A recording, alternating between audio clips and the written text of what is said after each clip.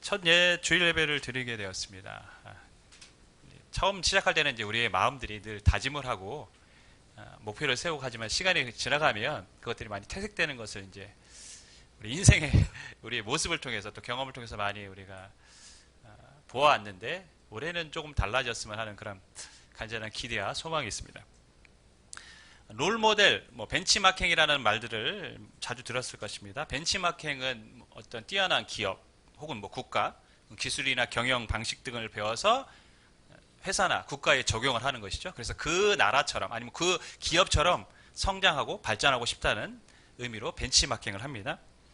요즘 개발도상국이 가장 벤치마킹하고 싶은 나라는 단연 대한민국이라는 나라입니다. 대한민국 나라는 개발도상국들이 따라가고 싶은 나라, 닮고 싶은 나라죠. 롤모델은 어떤 분야에 닮고 싶은 사람, 따라가고 싶은 사람을 이제 롤모델로 삼습니다. 요즘 어린아이들, 축구 선수들은 롤모델이 있어요. 누굽니까? 손흥민입니까? 홍민입니까? 제가 이름을 잘 모르겠어요. 하여튼 그 축구 선수가 롤모델입니다. 그래서 아이들에게 물어보면 누구 닮고 싶어요? 손흥민 닮고 싶습니다. 손흥민이 롤모델입니다. 이렇게 얘기를 합니다.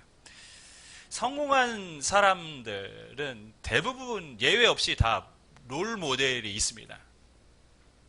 왜냐하면 롤모델이 있어야 무엇을 준비해야 되고 그리고 목표가 생기는 것이고 어떤 방향과 그 방법을 그 사람을 통해서 배우기 때문에 롤모델이 반드시 존재할 수밖에 없습니다.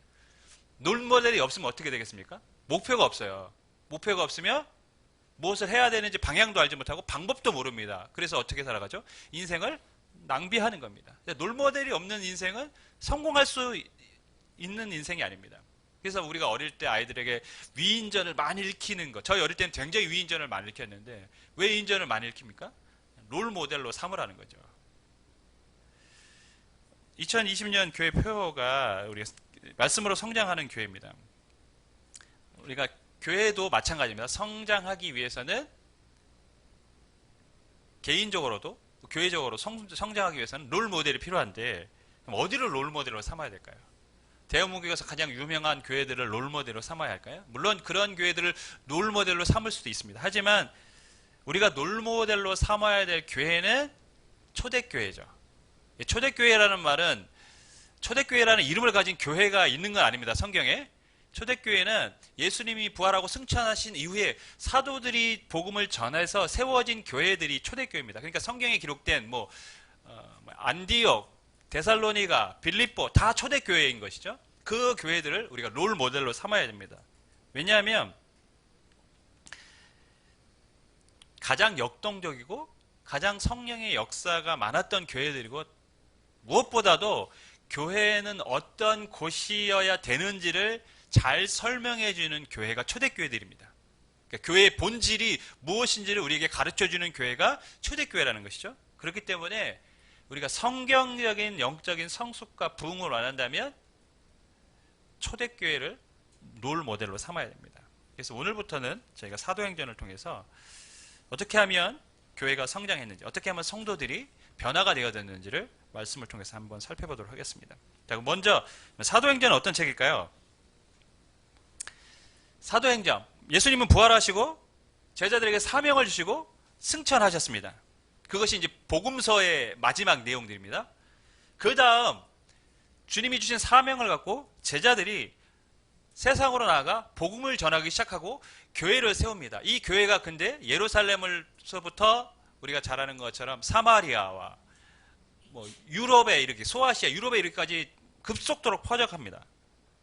그리고 세계 선교의 길을 열어놓고 그 세계 선교의 길을 토대로 해서 이 복음이 점점 시대가 흐를수록 확장되어져 갑니다. 결국에는 지금 우리에게까지 이제 들려진 것이죠. 이 역사를 기록한 것이 바로 사도행전입니다. 그러니까 사도행전을 통해서 우리는 초대교회에는 어떤 고난이 있었고 어려움이 있었는지를 알게 될 것입니다. 하지만 그 어려움들을 교회가, 성도들이 어떻게 극복을 했고 어떻게 그 상황을 이겨가면서 끊임없이 성장해 갔는지를 초대교회를 통해서 우리는 배우게 될 것입니다. 저는 우리가 사도행전을 읽어야 될 이유가 바로 여기에 있다고 봅니다. 오늘날 많은 한국 교회들이 시대적으로 어려움에 직면해 있습니다. 교회에 대한 좋지 않은 인식들이 팽배한 시대를 살아갑니다. 우리 교회 역시 아직도 개척 교회에 머물러 있는 그런 수준입니다. 또 우리 개인의 삶 속에도 크고 작은 어려움들을 가지고 살아가고 있습니다. 초대교회 성도들도 그랬습니다. 그런데 그들은 그것을 극복하고 급속도로 세계 선교에 앞장서는 교회들로 성장해 갔습니다. 그 해답이 사도행전에 나와 있습니다. 그래서 우리가 사도행전을 봐야 되는 것입니다. 제가 이제 매년마다 성경 일독을 이렇게 하라고 여러분들에게 말씀을 드리는데 성경 일독을 하시는 분들이 많지는 않아요. 근데 올해는 일단 기본적으로 성경 일독을 했으면 좋겠습니다. 또한 성경 일독을 못하겠다 싶으면 사도행전이라도 다 읽으시길 바라겠습니다. 제가 여러분에게 제안을 하나 하는데요. 사도행전이 총 28장까지 되어 있습니다. 28장이면 하루에 한 장씩 읽으면 한 달이면 한 번은 다 읽어요. 1년에 몇 번을 읽을 수 있을까요? 12번을 읽을 수 있습니다. 성경 읽기도 하시고 사도행전은 12번 읽으시면 더 좋고 그것도 못하겠다 싶으면 하루에 한 장씩 사도행전을 날짜에 맞춰서 읽는 겁니다. 29, 30, 30일 이런 쉬셔도 됩니다. 네, 한 절씩 읽으세요. 우리가 사도행전을 통해서 하나님이 교회를 성도들에게 어떻게 역사하셨는지 또 우리가 어떻게 하면 이 모든 어려움들을 이기며 승리하는 삶을 살아갈 수 있는지를 사도행전을 통해서 반드시 배우게 될 줄 믿습니다. 사도행전을 여러분이 읽으시기를 주님을 부탁드리겠습니다. 자, 그럼 사도행전의 저자는 누구일까요? 1절, 2절 말씀 우리 같이 읽겠습니다. 시작.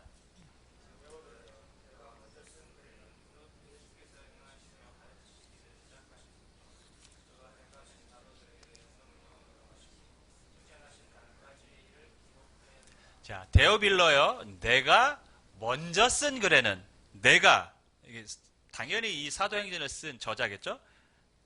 먼저 쓴 글은 그건 뭡니까? 누가복음입니다. 누가복음을 쓴 누가가 지금 이어서 사도행전을 쓴 것입니다. 누가는 우리가 아는 것처럼 어떤 사람이었냐면 의사였어요. 그래서 사도 바울의 2차 전도 여행 때 합류해서 바울과 동역했는데 바울이 로마에서 순교할 때까지 평생 바울과 함께했던 사람이 누가입니다. 그래서 사도 바울은 이 사도행전을 기록할 수 있었던 것입니다. 왜? 바울과 평생 함께했기 때문이죠. 누가복음에서는 오늘 성경에 기록된 대로 예수님이 이 땅에서 하신 일, 말씀을 전하시고 제자들을 세우시고 또 뭐 십자가를 지시고 죽으시고 부활하시고 승천하신 일에 대해서 기록한 것이죠. 근데 거기서 끝이 아니라 다음은 그 뒤에 일어날 일들에 대해서 주님이 승천하시면 끝입니까? 그게 아니라는 것이죠. 그 이후에 제자들을 통해서 어떠한 일들이 일어났는지를 기록한 것이 바로 이 사도행전이라는 것입니다.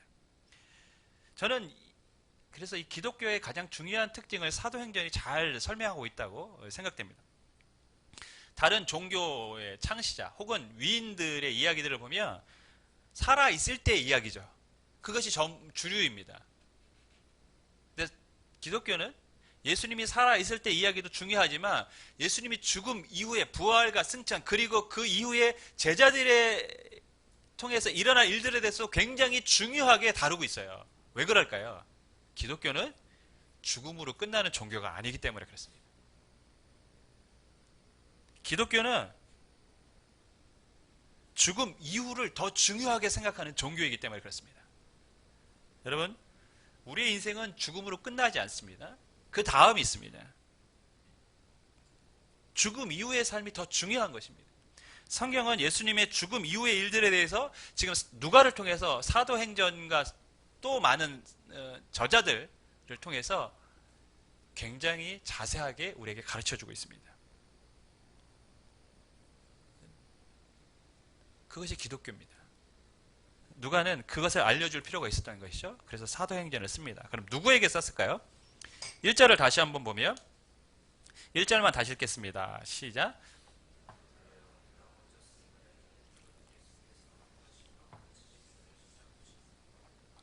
데오빌로. 지금 누가는 데오빌로에게 굉장히 긴 지금 28장까지 되는 글을 쓰고 있습니다. 누가복음도 굉장히 길어요. 우리가 아는 것처럼. 데오빌로에게 두 권의 책을 지금 바치고 있습니다. 그럼 데오빌로는 누구일까요? 두 가지 견해가 있습니다. 첫 번째, 데오빌로라는 그 헬라어의 뜻 자체가 하나님의 사랑을 받는 혹은 하나님을 사랑하는 이라는 뜻입니다. 그래서 어떤 학자들은 이 데오빌로라는 말이 어떠한 사람을 지칭하고 있는 것이 아니라 하나님의 사랑을 받는 성도, 하나님의 사랑하는 성도를 총칭해서 표현하는 것이고 그 사람들에게 쓴 글이다라고 말을 합니다. 두 번째 견해는 그것이 아니라 데오빌로는 로마의 높은 관직에 있는 지위에 있는 특정한 인물이다라는 견해인데 전통적으로는 후자. 데오빌로는 로마의 특정한 한 인물에 대해서 지금 누가가 기록을 하고 있다라고 말을 합니다. 왜냐하면 사도행전에 나와 있는 여러 가지 표현들, 또 총독들이나 여러 가지 인물들이 나오는데 그러한 사람들에게 했던 표현들이 데오빌로에게도 표현됐기 때문이라고 사람들은 생각을 하죠. 중요한 것은 뭐냐? 제가 말씀드린 것처럼 누가복음도 굉장히 깁니다. 복음서 중에서 뭐 마태복음, 누가복음이 굉장히 긴데 사도행전도 굉장히 깁니다, 여러분. 여러분, 이 긴 책을 쓰는 게 쉽겠습니까? 성경 일독도 어려운데, 그죠? 우리 아이들에게 이제 성경 필사 이제 하라고, 이제 성경 전권이 아니라 잠언을 이제 하기로 했어요. 근데 잠언 중에서도 잠언 다 알아가면 못해요. 잠언도 31장까지인가 있죠? 근데 그 못해요. 그러니까 뭐 한 절씩 중요한 구절만 이렇게 쓰게 하는데도 쉽지가 않아요. 그런데 여러분, 하물며 인쇄술이 발달된 시대도 아니고 그렇다고 뭐 필기 도구가 좋은 시대도 아니고 이 장문의 글을 쓰기 위해서 얼마나 많은 노력을 했는지 우리는 뭐 짐작을 할 수 있습니다. 누가는 이 데오빌라라는 한 사람에게 예수님에 대한 이야기, 그리고 그 다음에 사도들을 통해서 일어난 교회의 역사에 대해서 설명하기 위해서 굉장히 정말 수고를 아끼지 않았다는 것을 우리가 알 수 있어요. 한 사람을 위해서, 한 영혼을 위해서. 그 사람이 예수님을 믿고 천국에 가기를 원하기 때문에 이 수고를 아끼지 않았다는 것이죠. 실은 이것이 사도행전의 핵심이기도 합니다. 이번 주에 이제 철야 예배를 드리는데, 금요 기도회를 하는데 굉장히 마음이 아프고 하나님 앞에 죄송하기도 한 그런 시간들이었어요. 왜냐하면 기도를 하는데 성경에서는 구원의 문제에 있어서는 늘 어떻게 표현했냐면 시급하고 긴급한 것, 급박한 것으로 표현을 합니다. 그래서 출애굽할 때도 이스라엘 백성들에게 출애굽 무교절 때 그 무교병과 그 여러 가지 음식을 먹을 때 어떻게 먹으러 갑니까? 신을 신고 허리에 띠를 띠고 지팡이를 들고 먹으라고 했어요. 그 말은 뭐냐면 언제든지 나갈 준비를 하라는 것이죠. 그만큼 구원이라는 문제는 시급하고 급박한 것이다. 또 예수님이 비유를 통해서도 하루아침에 무슨 일이 일어날지 모른다는 것이죠. 사람의 인생 가운데는. 그렇게 설명을 했습니다. 그런데 가만히 저를 보니까 분명히 성경은 구원의 문제가 긴급하고 급박한 문제라고 말씀을 하였는데도 불구하고 저는 그렇게 살고 있지 않았다는 것을 깨닫게 된 것이죠. 그래서 굉장히 하나님 앞에 죄송하고 너무 마음이 아팠어요. 누군가 내 주변에, 실은 나의 친척 중에 하나님을 모르고 살아가는 사람이 분명히 있는데 나는 너무 태연하게 살아가고 있구나. 그걸 제가 고백하지 않을 수 없었고, 그래서 정말 가슴이 너무 아팠어요. 나는 너무 한가하게 살고 있구나 지금. 그래서 하나님 앞에 너무 송구스러웠습니다. 누가는 한 영혼을 위해서 장문의 편지를 쓰고 있습니다. 여러분, 구원의 문제는 결코 한가한 문제가 아닙니다. 구원의 문제는 뭐 받으면 좋고 안 받으면 뭐 어쩔 수 없다, 이러한 뭐 적당히 해결될 수 있는 그런 문제들이 아닙니다. 반드시 받아야 되고 지금 하지 않으면 안 되는 아주 시급한 문제라고 성경은 우리에게 가르치고 있습니다. 제가 부교육계 때 신방을 했을 때 한 이제 40대 중반 후반 되시는 한 여자 성도님을 신방한 적이 있습니다. 청년 때까지는 신앙생활 열심히 잘했어요. 그런데 결혼을 했는데 공교롭게도 이제 안 믿는 남자와 결혼을 하게 됐습니다. 안 믿는 남자와 결혼을 한 뒤로 신앙생활을 하지 못하게 됐어요. 교회를 다니지 않게 됐습니다. 근데 처음에는 어떤 마음이었을까요? 나가야지, 나가야지, 나가야지. 때가 되면 나가야지, 나가야지, 나가야지. 그렇게 무려 20년 이상의 세월이 흘렀습니다. 그런데 남편이 갑자기 죽었어요. 정신이 번쩍 드는 거죠. 그래서 정신 차리고 그제서 이제 교회를 나오기 시작합니다. 그래서 신방을 간 거예요. 다시 교회를 나오게 돼서. 근데 그 신방 중에 그 중년에 이제 여인이 된 그분이 계속해서 우는 거죠. 그러면서 계속 되뇌이는 말이 있었어요. 그게 뭐냐면, 내가 조금만 더 일찍 교회에 나갔더라면, 내가 조금만 더 일찍 교회에 나갔더라면 내 남편이 그렇게 되지 않았을 텐데, 내가 조금만 더 일찍 교회에 나갔어다. 예수님을 모르고 죽어간 남편에 대해서 너무 힘들어하는 거죠. 내가 조금만 더 일찍 교회에 나갔었더라면.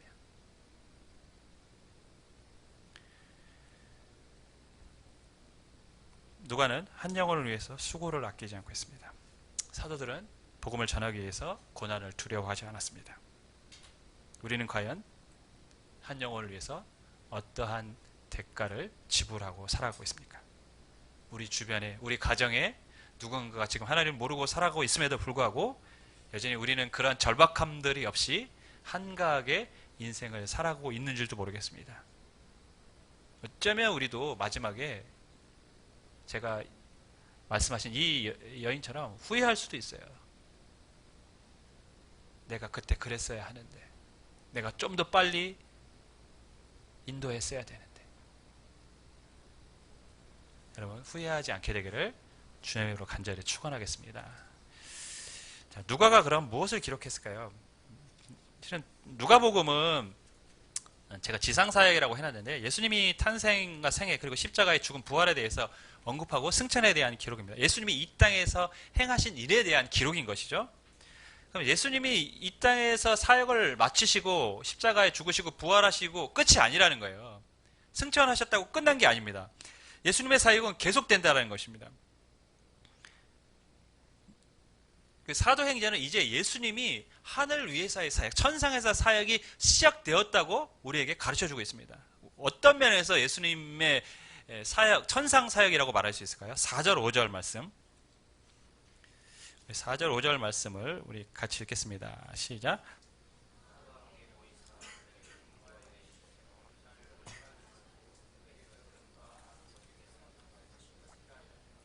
요한은 물로 세례를 베풀었으나 너희는 몇 날이 못되어 성령으로 세례를 받으리.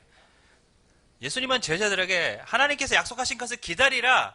그게 뭡니까? 너희가 몇 날이 못되어 성령으로 세례를 받게 될 것이다. 하나님이 약속하신 것은 성령입니다. 너희가 성령님을 기다리는 것이죠. 사도행전은 사도들이 행한 일을 기록한 책이라는 의미죠. 사도행전이니까요. 그런데 실제로 사도행전은 베드로와 바울의 이야기입니다. 전반부는 베드로고 후반부는 바울 중심으로 기록됐습니다. 다른 사도들의 얘기는 거의 언급이 되지 않았습니다. 하지만 수많은 사도들이 여기에 기록되지 않았지만 다른 곳에 가서 복음을 전하고 순교했던 것은 우리가 역사적으로 잘 알고 있습니다. 그래서 사람들은 이 사도행전을 사도행전이라고 부르는 것보다는 성령행전이라 불러야 된다, 이렇게 말을 합니다. 왜 그럴까요? 사도들 전체 이야기를 기록한 것도 아니고 실은 이 복음이 전해지는 과정, 교회가 세워지는 과정에서 주도적으로 역사를 하신 분, 이끌어 가신 분이 누구냐? 바로 성령님이기 때문에 이 사도행전은 성령행전이라 불러야 된다는 것이죠. 베드로를 통해서 복음이 전해지게 하신 것도, 바울을 통해서 복음이 전해지고 바울의 삶을 인도하신 것도 성령님이기 때문에 이 사도행전은 성령행전으로 불러야 한다는 것이죠. 제자들은 여러분 오순절에 성령을 받습니다. 약속대로 약속하신 성령을 기다리고 기도했습니다. 그리고 성령을 받았습니다. 그리고 성령을 받은 제자들은 담대해지기 시작했습니다. 그래서 베드로가 예루살렘에서 복음을 전합니다. 빌립은 사마리아에서 복음을 전합니다.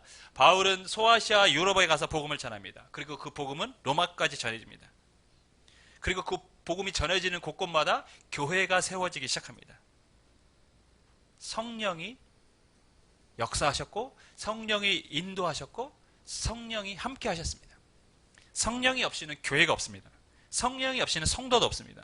성령이 없이는 교회의 생명력도 능력도 없습니다. 변화도 없습니다. 사도행전은 우리에게 성령이 해답이라고 말씀하고 있습니다. 그런데 이 성령님을 누가 주시는가? 오늘 우리가 읽지는 않았지만 2장 23절 말씀, 2장 23절 말씀을 함께 읽도록 하겠습니다. 시작.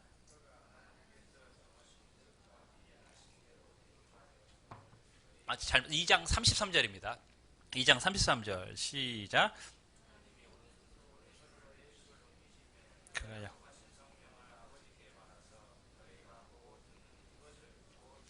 아주 중요한 의미가 있습니다, 여러분. 분명히 성령님은 하나님이 약속하신 거예요. 근데 하나님이 약속하셨는데 하나님이 약속하신 성령을 누구를 통해서 전해주십니까? 예수님을 통해서 전해주신다는 거죠. 그러니까 예수님이 승천하셨습니다. 그리고 이제 모든 일을 마치고 쉬시고 계신 것이 아니라 성령님을 예수님이 보내주셔서 그 성령을 통해서 이제는 이 땅에서 하나님 나라를 확장하도록 하신 것입니다. 그러니까 사도행전은 예수님이 하늘 위에 사역이 시작되었고 그것을 진행하고 계심을 우리에게 가르쳐주고 있는 것입니다. 여러분, 중요한 것이 있습니다. 예수님은 지금도 성령님을 통해서 일하신다는 것이죠. 초대교회 때만 일하신 것이 아니라 지금도 예수님은 성령을 통해서 성령 충만한 성도들을 통해서 일하고 하나님 나라를 확장해 가십니다. 이것이 오늘 우리가 기억해야 될 말씀입니다. 그래서 사도행전은 성령행전이라고 하는 것이 맞습니다. 여러분, 우리는 변화를 원합니다.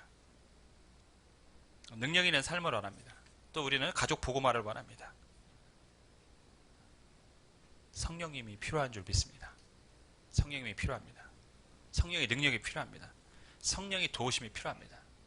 우리는 늘 열심히 즐겁게 정말 헌신적으로 신앙생활 하기를 원하지만 돌아보면 늘 지지부진하고 시시하게 신앙생활 할 때가 많습니다.